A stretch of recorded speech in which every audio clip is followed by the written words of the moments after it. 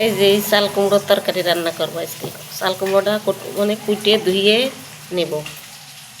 এই যে চাল কুমড়ো কোটা ধুয়ে নিয়েছি, তার সাথে আলু, চাল কুমড়ো দিয়ে আলু দিয়ে এই জিল মাছ দিয়ে রান্নবো। জিল মাছ এই যে কেটে ধুয়ে ভেজে নিয়েছি।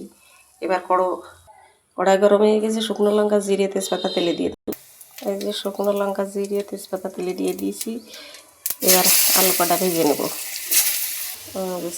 আলু ভাজা হয়ে গিয়েছে, এবার চাল কুমড়ো কটা ঢেলে দেবো। এই যে চাল কুমড়ো একটু নাড়াচাড়া করে লবণ হলুদ আদা বাটা দিয়ে দিয়েছি। এবার এরকম করে নেড়ে নেড়ে একটু কষিয়ে নেব। এই যে আদা কাঁচা লঙ্কা লবণ হলুদ দিয়ে কষানো হয়ে গিয়েছে। এবার অল্প একটু জল দিয়ে আবার একটু কষাই নেব।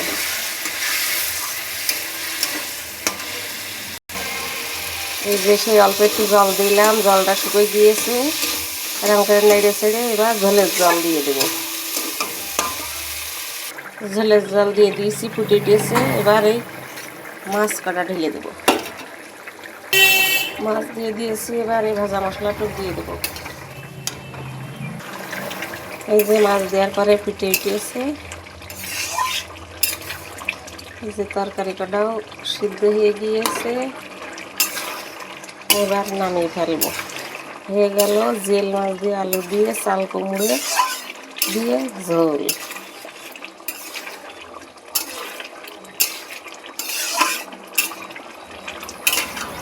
চাল কুমড়ো দিয়ে আলু দিয়ে মাছ দিয়ে ঝোল হয়ে গেল। তোমরাও এরকম করে রান্না করে খেয়ে দেখো, খুব ভালো লাগে। চাল কুমড়ো দিয়ে মাছ দিয়ে, চাল কুমড়ো ঠান্ডা তরকারি, গরমের সময় খুব ভালো।